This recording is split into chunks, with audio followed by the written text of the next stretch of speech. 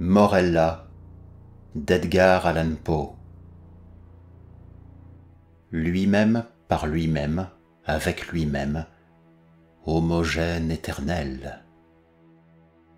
Platon.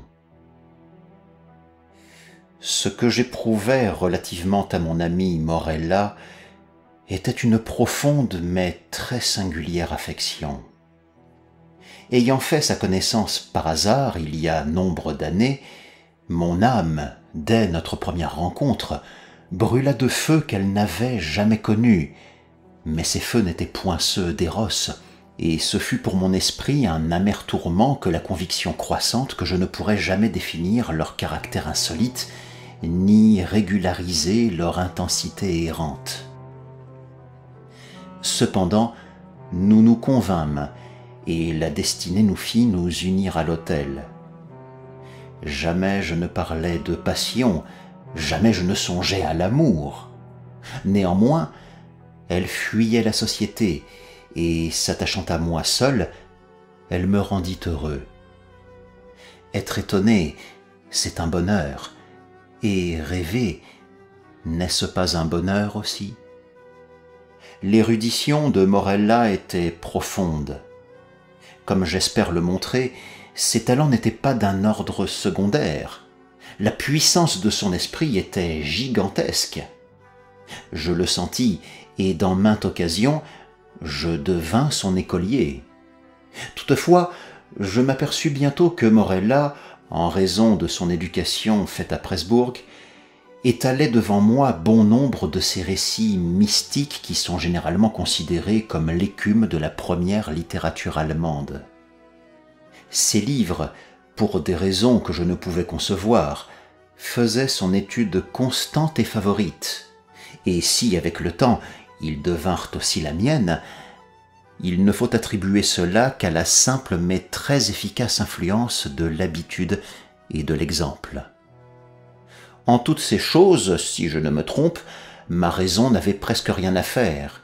Mes convictions, où je ne me connais plus moi-même, n'étaient en aucune façon basées sur l'idéal, et on n'aurait pu découvrir, à moins que je ne m'abuse grandement, aucune teinture du mysticisme de mes lectures, soit dans mes actions, soit dans mes pensées. Persuadé de cela, je m'abandonnais aveuglément à la direction de ma femme, et j'entrais avec un cœur imperturbé dans le labyrinthe de ses études. Et alors, quand, me plongeant dans des pages maudites, je sentais un esprit maudit qui s'allumait en moi, Morella venait, posant sa main froide sur la mienne et ramassant dans les cendres d'une philosophie morte quelques graves et singulières paroles qui, par leur sens bizarre, s'incrustaient dans ma mémoire.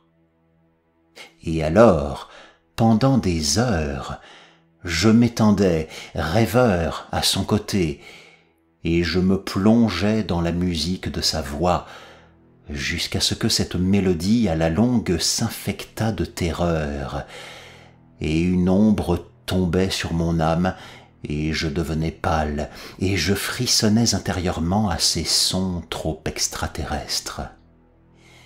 Et ainsi, la jouissance s'évanouissait soudainement dans l'horreur, et l'idéal du beau devenait l'idéal de la hideur, comme la vallée de Hinnom est devenue la Géhenne. Il est inutile d'établir le caractère exact des problèmes qui, jaillissant des volumes dont j'ai parlé, furent pendant longtemps presque le seul objet de conversation entre Morella et moi. Les gens instruits dans ce que l'on peut appeler la morale théologique les concevront facilement, et ceux qui sont illettrés n'y comprendraient que peu de choses en tout cas. L'étrange panthéisme de Fichte la palingénésie modifiée des pythagoriciens et, par-dessus tout, la doctrine de l'identité telle qu'elle est présentée par Schelling étaient généralement les points de discussion qui offraient le plus de charme à l'imaginative Morella. Cette identité, dite personnelle, M. Locke, je crois, l'a fait judicieusement consister dans la permanence de l'être rationnel. En tant que, par personne, nous entendons une essence pensante, douée de raison, et en tant qu'il existe, une conscience qui accompagne toujours la pensée. C'est elle, cette conscience, qui nous fait tous être ce que nous appelons nous-mêmes, nous distinguant ainsi des autres êtres pensants et nous donnant notre identité personnelle. Mais le principium individuationis, la notion de cette identité qui à la mort est ou n'est pas perdue à jamais, fut pour moi en tout temps un problème du plus intense intérêt, non seulement à cause de la nature inquiétante et embarrassante de ses conséquences, mais aussi à cause de la façon singulière et agitée dont en parlait Morella. Mais en vérité, le temps était maintenant arrivé où le mystère de la nature de ma femme m'oppressait comme un charme.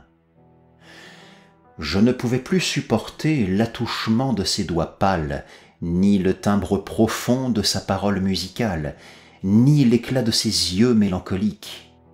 Et elle savait tout cela, mais ne m'en faisait aucun reproche. Elle semblait avoir conscience de ma faiblesse ou de ma folie, et tout en souriant, elle appelait cela la destinée. Elle semblait aussi avoir conscience de la cause, à moi inconnue, de l'altération graduelle de mon amitié. Mais elle ne me donnait aucune explication et ne faisait aucune allusion à la nature de cette cause. Morella, toutefois, n'était qu'une femme, et elle dépérissait journellement. À la longue, une tache pourpre se fixa immuablement sur sa joue, et les veines bleues de son front pâle devinrent proéminentes.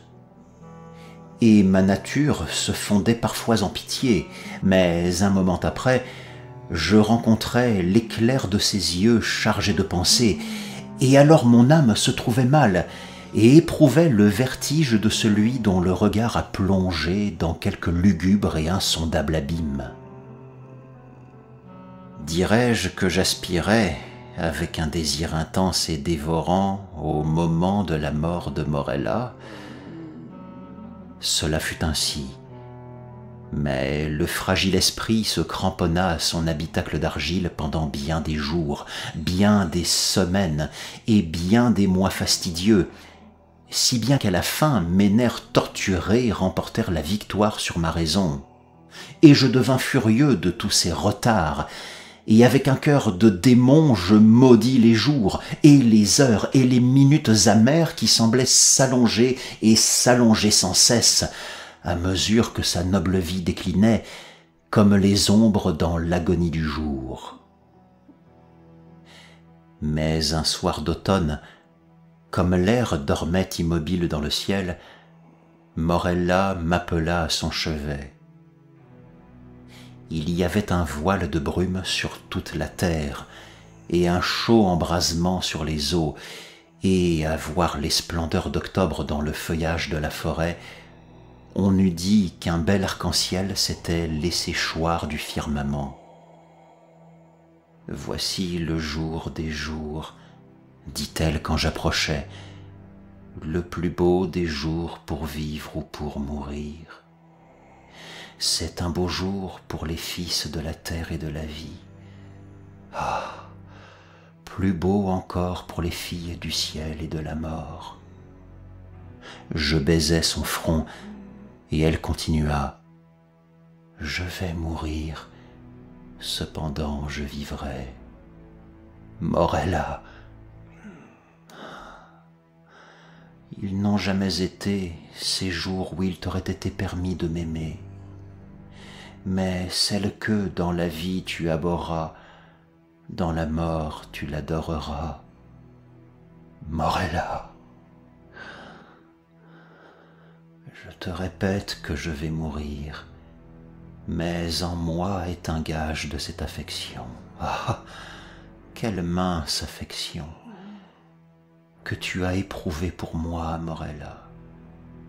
Et quand mon esprit partira, l'enfant vivra, ton enfant, mon enfant à moi, Morella. Mais tes jours seront des jours pleins de chagrin, de ce chagrin qui est la plus durable des impressions, comme le cyprès est le plus vivace des arbres, car les heures de ton bonheur sont passées, et la joie ne se cueille pas 2 fois dans une vie, comme les roses de Paestum 2 fois dans une année. Tu ne joueras plus avec le temps le jeu de l'homme de Théos. Le myrte et la vigne te seront choses inconnues, et partout sur la terre tu porteras avec toi ton suaire, comme le musulman de la Mecque. Morella, m'écriai-je, Morella, comment sais-tu cela? Mais elle retourna son visage sur l'oreiller. Un léger tremblement courut sur ses membres. Elle mourut, et je n'entendis plus sa voix. Cependant, comme elle l'avait prédit, son enfant, auquel en mourant elle avait donné naissance et qui ne respira qu'après que la mère eut cessé de respirer, son enfant, une fille, vécut. Et elle grandit étrangement en taille et en intelligence, et devint la parfaite ressemblance de celle qui était partie, et je l'aimais d'un plus fervent amour que je ne me serais cru capable d'en éprouver pour aucune habitante de la terre. Mais, avant qu'il fût longtemps, le ciel de cette pure affection s'assombrit, et la mélancolie, et l'horreur, et l'angoisse y défilèrent en nuages. J'ai dit que l'enfant grandit étrangement en taille et en intelligence. Étrange, en vérité, fut le rapide accroissement de la nature corporelle, mais terrible, oh, terribles furent les tumultueuses pensées qui s'amoncelèrent sur moi pendant que je surveillais le développement de son être intellectuel. Pouvait-il en être autrement quand je découvrais chaque jour dans les conceptions de l'enfant la puissance adulte et les facultés de la femme, quand les leçons de l'expérience tombaient des lèvres de l'enfance, quand je voyais à chaque instant la sagesse et les passions de la maturité jaillir de cet œil noir et méditatif? Quand, dis-je, tout cela frappa mes sens épouvantés, quand il fut impossible à mon âme de se le dissimuler plus longtemps, à mes facultés frissonnantes de repousser cette certitude, y a-t-il lieu de s'étonner que des soupçons d'une nature terrible et inquiétante se soient glissés dans mon esprit, ou que mes pensées se soient reportées avec horreur vers les contes étranges et les pénétrantes théories de la défunte Morella? J'arrachais à la curiosité du monde un être que la destinée me commandait d'adorer, et dans la rigoureuse retraite de mon intérieur, je veillais avec une anxiété mortelle sur tout ce qui concernait la créature aimée. Et comme les années se déroulaient, et comme chaque jour je contemplais son sein, son doux, son éloquent visage, et comme j'étudiais ses formes mûrissantes, chaque jour je découvrais de nouveaux points de ressemblance entre l'enfant et sa mère, la mélancolique et la morte. Et d'instant en instant, ces ombres de ressemblance s'épaississaient, toujours plus pleines, plus définies, plus inquiétantes et plus affreusement terribles dans leur aspect. Car, que son sourire ressemblât au sourire de sa mère, je pouvais l'admettre, mais cette ressemblance était une identité qui me donnait le frisson.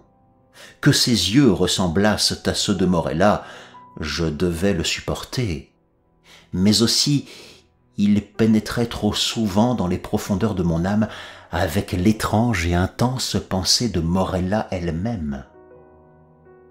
Et dans le contour de son front élevé, et dans les boucles de sa chevelure soyeuse, et dans ses doigts pâles qui s'y plongeaient d'habitude, et dans le timbre grave et musical de sa parole, et par-dessus tout, oh, par-dessus tout, dans les phrases et les expressions de la morte sur les lèvres de l'aimée, de la vivante, je trouvais un aliment pour une horrible pensée dévorante, pour un ver qui ne voulait pas mourir. Ainsi passèrent 2 lustres de sa vie, et toujours ma fille restait sans nom sur la terre.